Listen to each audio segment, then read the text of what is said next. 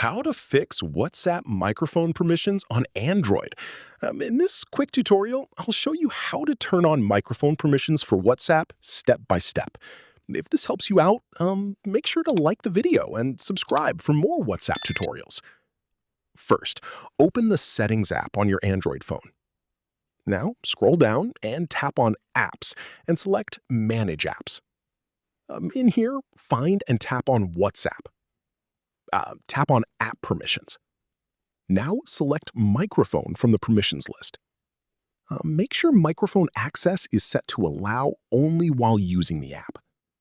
If microphone permissions were turned off, turning this on should help fix voice calls, voice messages, and microphone issues in WhatsApp.